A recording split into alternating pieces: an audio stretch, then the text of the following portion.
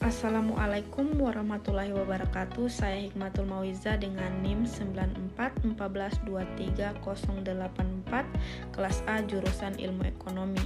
Baiklah, pada kesempatan kali ini saya akan membahas tentang instrumen investasi pasar modal. Saya akan membahas 3 bagian. Yang pertama ada saham, kedua obligasi, dan yang ketiga reksadana. Baik saja, langsung saja ke yang pertama, yaitu saham.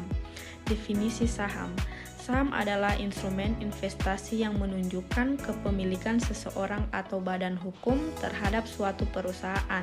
Dengan memiliki saham, pemegang saham berhak atas bagian keuntungan perusahaan atau dividen dan memiliki hak suara dalam rapat umum pemegang saham atau RUPS.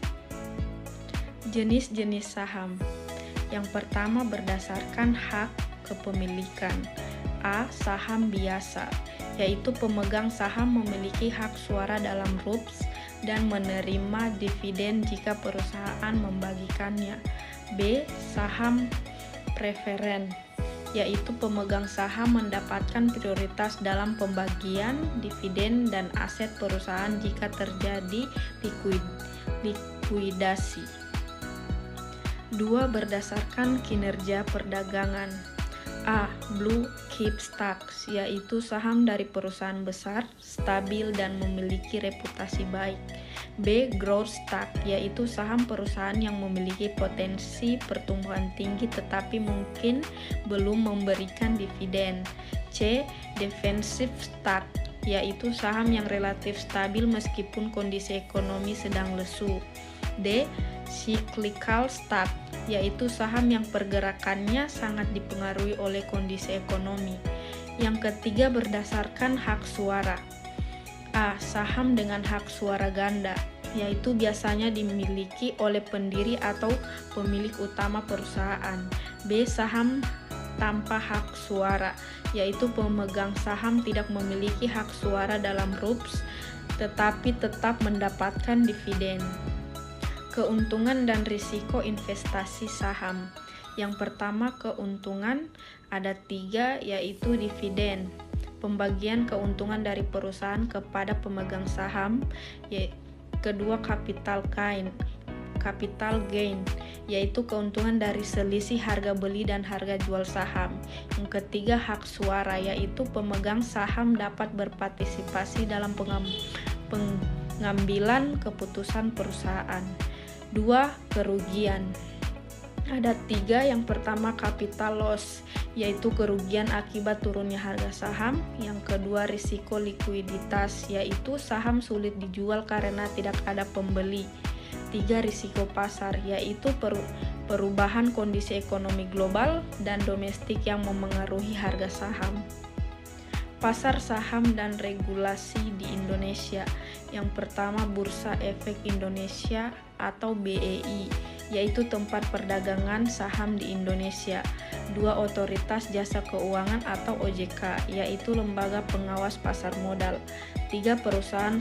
Perusahaan sekuritas, yaitu perantara bagi investor untuk membeli dan menjual saham.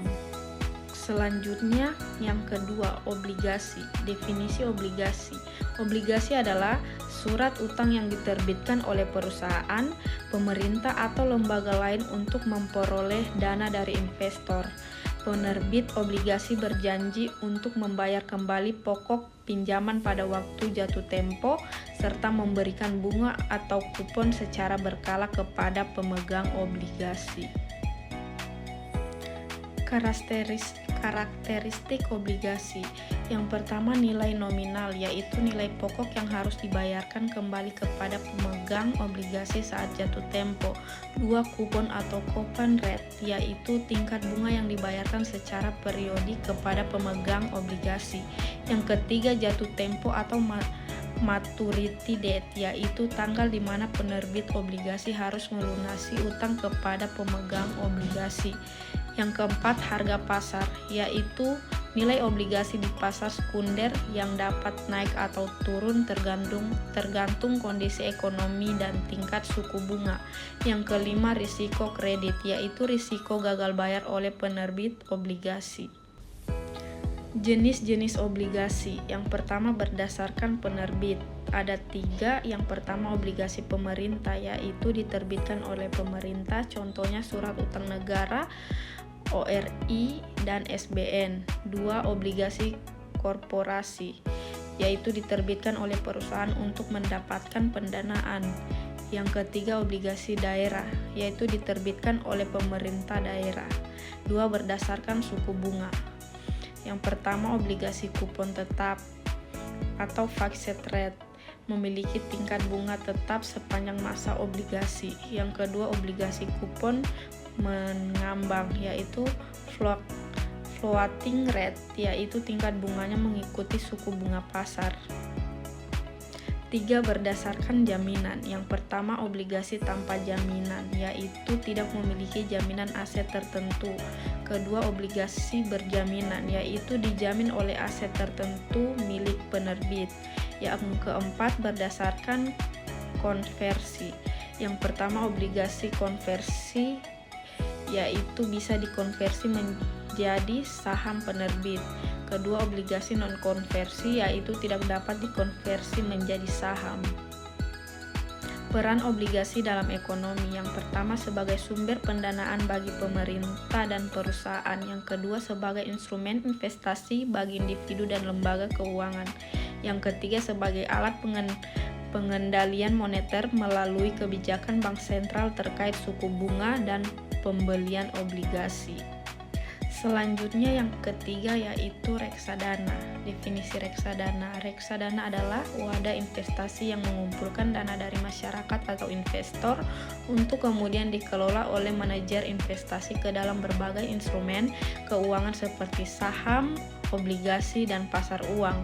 Reksadana merupakan salah satu alternatif investasi yang cocok bagi masyarakat yang ingin berinvestasi tetapi tidak memiliki cukup waktu atau keahlian untuk mengelola investasinya sendiri. Jenis-jenis reksadana. Reksadana dapat dibedakan berdasarkan jenis aset yang diinvestasikan. Antara lain, yang pertama ada reksadana pasar uang, dapat dibagi menjadi 2. Yang pertama investasi dalam instrumen pasar uang seperti deposito, sertifikat Bank Indonesia atau SBI, dan obligasi jangka pendek kurang dari 1 tahun. Yang kedua risiko rendah dan likuiditas tinggi. 2. Reksadana pendapatan tetap, dibagi menjadi 2. Yang pertama investasi minimal 80% dalam obligasi atau surat utang. Kedua risiko lebih tinggi daripada reksadana pasar uang tetapi tetap lebih stabil dibandingkan saham.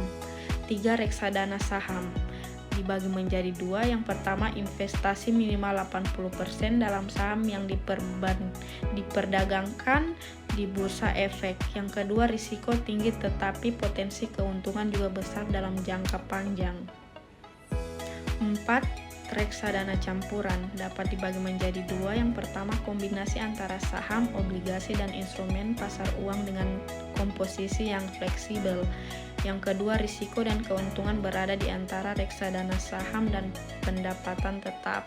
5. Reksadana indeks dan ETF, dapat dibagi menjadi 2. Yang pertama mengikuti kinerja indeks tertentu seperti IHSG atau LQ45. 2. Bisa diperjualbelikan seperti saham di bursa efek. Keuntungan investasi di reksadana. Yang pertama dikelola oleh profesional, yaitu manajer investasi yang berpengalaman akan mengelola dana investasi. 2. Diversifikasi risiko, yaitu investasi tersebar di berbagai instrumen sehingga mengurangi risiko kerugian. 3. Modal kecil, yaitu biasa mulai dengan investasi yang relatif kecil, misalnya 100.000. 4. Likuiditas tinggi, yaitu investor bisa menjual unit penyertaannya kapan saja sesuai dengan ketentuan. 5. Transparansi, yaitu informasi portofolio dan kinerja reksadana tersedia secara terbuka.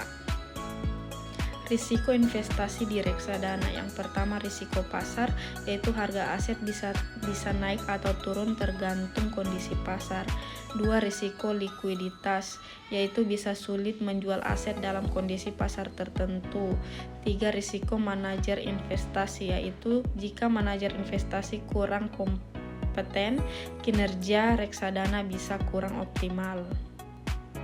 Peran perbankan dalam reksadana. Perbankan sering berperan sebagai agen penjual reksadana atau APR yang menawarkan produk reksadana kepada nasabahnya. Selain itu, bank juga dapat menjadi bank kustodian yang bertugas menyimpan dan mengadministrasikan aset reksadana. Dengan pemahaman ini, masyarakat dapat memilih jenis reksadana yang sesuai dengan profil risiko dan tujuan keuangannya. Baiklah, mungkin pada materi kali ini itu saja yang dapat saya sampaikan. Lebih dan kurangnya mohon dimaafkan. Wassalamualaikum warahmatullahi wabarakatuh.